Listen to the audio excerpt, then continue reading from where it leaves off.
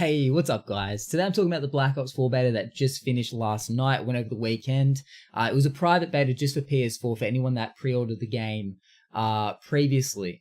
But if you didn't pre-order the game, there is an open beta happening next weekend as well, and that's for PS4, Xbox, and PC. And they're going to be adding a little bit more to that. The Battle Royale mode, the Blackout mode, won't be available till September, but that's something to get excited for as well. I really enjoyed what they put out. I mean, it is just a beta, so we can't judge it on just like the beta alone. But from what I played of it, I actually really enjoyed it. Now, seeing a lot of people on YouTube putting out like negative beta reviews, essentially, saying this is what's wrong with the game, and this is why the game sucks, this is why Call of Duty's dying. Look, I feel them. They've got their own opinion, but I tried not to watch the videos because I didn't want to be influenced in any way on what I wanted to say about the beta.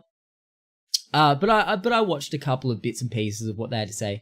Most of it, they were complaining about things like Call of Duty hasn't changed enough. It's too similar to every other Call of Duty. It just seems like they're playing the same game. Well, that's the Call of Duty that we know and love. Let's be real.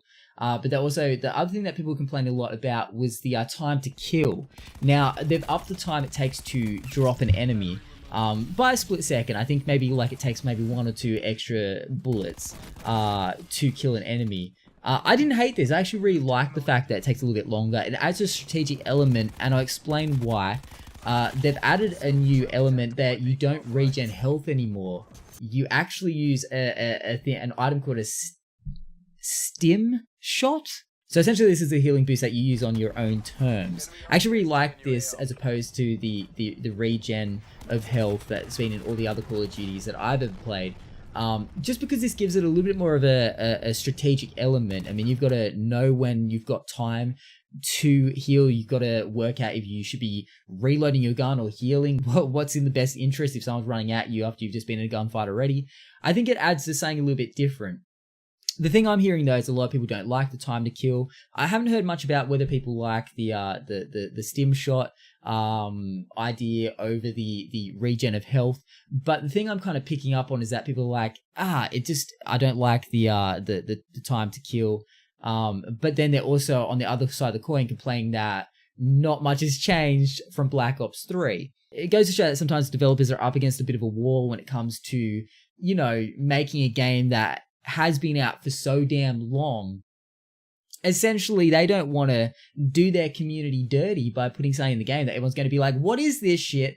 But at the same time, they want to try and add something to the game each time that's just a little bit different, so it feels like a slightly more rejuvenated, refreshed experience. So that's what they've done here. So far, it really just feels like every other Call of Duty I've played, and I don't mind. I actually love that. I love Call of Duty. I love the feel of it. Honestly, the last two weren't really my cup of tea. I feel like the fact that this one is going back to the style that I really like of environment and gunplay and movement, I find that's exciting for me. In my mind, it's been a 2-year dry spell since I've had a good Call of Duty. I feel like this is exactly what I've been wanting, so I'm not complaining. I actually thought it was a great beta. I mean, some of the things I really loved was the fact that they brought back the specialists from Black Ops 3. I actually really like the specialists in Black Ops 3. I think most of the ones that were in Black Ops 3, if not all of them, are back in Black Ops 4. I don't know if they've added any new ones. I'm sure they have, but most of them look pretty familiar to me.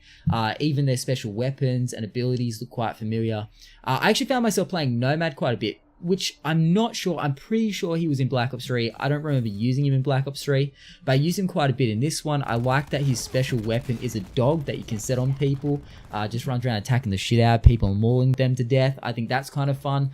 I kind of just let him do his own thing, to be honest. Most of the time, I don't really think I, though, got kills from him that much. If anything, I just kept hearing that he had died in the field, and I was like, well, rip my dog. I mean, the thing I was really liking about Nomad is he essentially has a tripwire as his special ability. You can put two sticky kind of little fangs on the wall, and it creates a point A to point B tripwire. You can put that pretty much anywhere. I noticed it did kind of bug out for me a few times though. I think that was my fault of where I was putting it, but sometimes I put two of the point A and the point B down, and a connection wouldn't be made, so there was no wire, so essentially you've got 2 pointless little beacons lying on the ground that do nothing. That was always kind of disappointing because it does take a little bit to charge up, but I learnt the best ways for me to put them down. Essentially, I was putting it as low to the ground in a doorway, and most of the time people would run through it and not even see it. I mean, they can be shot down if someone notices, but I found most of the time you can get a kill with it. Also enjoyed replaying Battery. Her special weapon was like a nade launcher, so you can just go ham with that once once it's built up. It takes. I should mention that these special weapons also take quite a while to build up. Usually you only get to use them maybe once in a game, twice if you're lucky. But also Battery had a sticky nade you could throw. It takes a couple of seconds and it explodes everywhere. Little bits of shit fly off in all different directions, and I guess go into your enemy's face. And Ajax, who at first at face value I didn't really give a shit about looking at him. I was like, this guy doesn't appeal to me. But I was trying out every single specialist just so I could get a feel for it. But Ajax is really cool. His special weapon is a big shield that comes up. Pretty impenetrable actually. I had like a whole bunch of people shooting at me. It didn't seem to really get rid of it that quick. And he can shoot a machine gun pistol through the shield, which does quite a bit of damage, you know. So he's a bit of a tank. So onto the maps. I really like the maps. I mean, one of my favorites, and I think a lot of people's favorites, because I felt like I was playing this one quite a lot, was Seaside. This was a beautiful, I don't know where it was set, some European town somewhere, I guess in Europe. But yeah, it was just colourful. It was like a nice town, had flowers everywhere. You know your boy is a sucker for colourful flowers, you know what I'm saying? But it looked great. You're running through cafes and stuff, little townhouses. And I just felt like that was the kind of map that I want to see. Cobblestone streets. It's just the sort of place that just feels fun and vibrant to have a gunfight and kill your enemies. But I think the real fan favorite of this beta was a map called Contraband. My god, did I play this map almost to death. I feel like I actually got a bit over it towards the end. I feel like people were constantly picking it to play. It just kept coming up. I was kind of like, let's try some other maps. Jeez. But we played this one a lot. It is a beautiful map. Crystal clear blue waters. It's got rock faces. It's got beaches. It's got bridges. It just felt beautiful. It's got a little rainforest area. This map was stunning. I mean, the maps weren't massive, but they were a good enough size. Pretty much standard Call of Duty size. The reason I bring that up is I heard a few people saying that they felt like the maps were a little bit small. To me, I felt like they were a perfect size. I almost feel like it's not any bigger. You just wouldn't run into anyone, and that would get quite boring. So I feel like the perfect size. I feel like you're constantly running into people.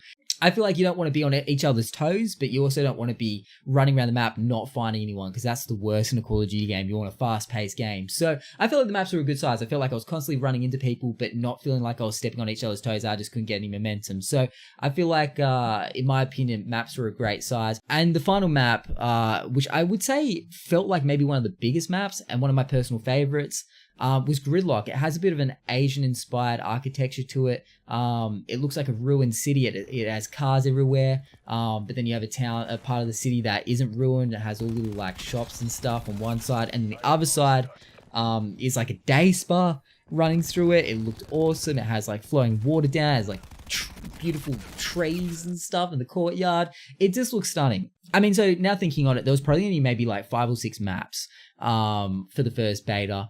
2 of the maps that I just really didn't vibe on as much were Frequency and Payload. They weren't bad maps. I actually still enjoyed playing on them. Just weren't as exciting, didn't look as amazing, just kind of looked more like a factory warehouse, but still great maps. I feel like it's a good start for the beta, and I really enjoyed what I saw of the maps so far. So I'm excited to see what they add to it, because I'm sure there'll be more maps on launch, and obviously there'll be more maps as they bring out DLC over the year that this game is in motion. Now, I feel like I should probably, after I've been, singing praises about this beta, maybe talk about a couple of things I didn't like. There really wasn't too much, honestly. I'm pretty simple. I enjoyed it for the fun factor. I had fun with it. But a couple of things that they've changed, and one of the things that they changed that isn't new to Call of Duty, I think they might have changed it either on the last Call of Duty, which is World War II, or maybe Infinite Warfare. I can't actually remember. But instead of having a final kill, they've made a play of the game, much like Overwatch. I think having the final kill cam come up at the end of the game for everyone to see is always kind of a nice touch, because not everyone's going to be a god at the game, you know what I mean? I know I'm not the best player of the game. I have my moments, like anyone, where you kind of have a game where you go, that was amazing, I played incredibly. But even in games where I played amazingly, I still didn't get play of the game. And I thought, well, there's going to be people that essentially are going to find it very hard to get play of the game. And it is nice, the final kill cam, because of the fact that it gives almost anyone a chance to have that spot in the limelight and get excited.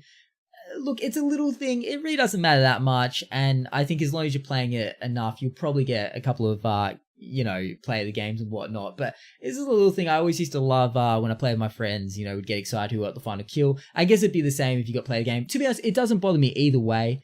But I think final kill was just kind of nice. It gave people a fair chance of getting that limelight. I think that's kind of cool. Okay, so one of the things that kind of tripped me out, and I wasn't the biggest fan of, because I'm quite competitive in this way, and I like to see how many kills someone has or how many deaths someone has. Now you can figure this out. They do have a kill death ratio essentially on the board, so you can kind of see. I mean, the one thing is that it doesn't show how many kills each individual person has. You can kind of work it out. You get like 100 points per kill, so you can kind of gather how many kills someone has. But they don't show everyone's kills and deaths on the scoreboard anymore. So it's got a score, it's made up of kills and objectives. It's got a kill-death ratio. But then it also has a damage counter, which I kind of feel like is cool in a way. Because essentially, even if you don't get the kill, you can see how much damage you've really put on someone or on the other team. But did I look at the damage that much on how much damage I had done or how much damage anyone else had done? No, not really. I didn't really look at it at actually once. And I'm going to be real with you. I've only really just noticed it as I'm filming this video, so that goes to say a lot. It was nice to see at a quick glance how many kills you had, how many deaths you had in comparison to your team and even the other team. I feel like that was kind of cool to see. I'm not a fan of the fact they've changed that. I know you can see your own kills and deaths down the bottom of the board. But the one other weird thing is that they don't call it kills anymore. They call it Ekia, which I don't really know. I mean, let's Google that right now. So, of course, you can always send an Urban Dictionary for an intellectual response to the question you asked. Apparently, Ekia is an acronym and stands for enemy killed in action in military terms during warfare and or engagements. The more you know. So I find that kind of weird, though, still, that they didn't say kill. I mean, that seems simple. I guess it makes sense. Enemy killed in action. I like it now that I've actually done a bit of research on it. Really shows what 2 seconds of research can do for a video, huh? So those two things are really my only minor 2 gripes with the game so far. I'm really enjoying it. I'm not going to talk too much on the guns really, because honestly, I'm going to be real. I only used one gun the entire game, a submachine gun, which was the MX9. I played with that gun the entire game. I should have switched it up a little bit. I didn't, which I will actually maybe cover in the next weekend's beta video. But for the minute, this entire beta I played with the same gun. So I can't really speak on the difference between guns and whatnot. Honestly, I'm the type that finds a gun that I like and I stick to it. And with that, guys, that is my wrap up of the first weekend of Black Ops 4 beta. All in all, really enjoyed it. That was a lot of fun. And there's more to come. I mean, they've got the beta coming this next weekend. They've got the next beta coming out. Then they've got, of course, the Blackout beta in September, which I'm very excited for. I feel like that might be a private beta for that. I'm not too sure. Part of me feels like it should be an open beta because obviously they need a lot of people to jump into each game. I feel like that would make sense, but we'll find out. I mean, every year I'm always looking forward to the next Call of Duty. The last 2 have been a little bit of a disappointment. Infinite was a little bit of a disappointment just because I thought the game wasn't very good. But World War II just wasn't my taste. I think the game, there was nothing overly wrong with it. It just wasn't for me. So I feel like this is taking it back to the kind of play style that I like, the kind of look of the game that I like. So I'm really excited. So with that said, guys, thank you all for watching. I fucking love you. And I'll catch you for tomorrow's video. Hopefully you'll have a great day and night. I'll catch you then. See you guys. Oh, bam, get it. Bam. Catch you tomorrow.